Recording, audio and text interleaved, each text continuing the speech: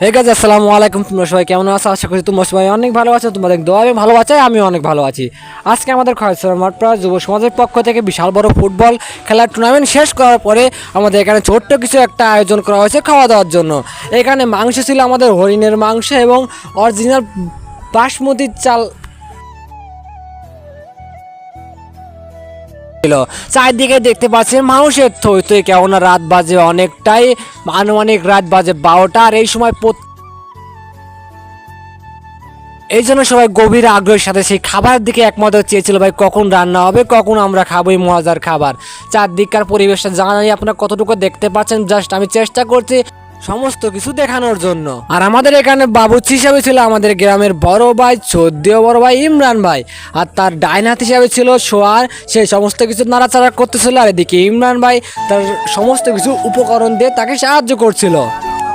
আর এইভাবে তারা দুজনে একই সাথে ভাই কাঁধে কাঁধ লাগিয়ে রান্না করছিল আমাদের সবার জন্য। সো আজকে আমাদের এই ভিডিওটা যদি ভালো লেগে থাকে, সবাই আমাদের পেজটিকে ফলো করবেন এমন এমন ইন্টারেস্টিং ভিডিও পাওয়ার জন্য। ধন্যবাদ সবাইকে।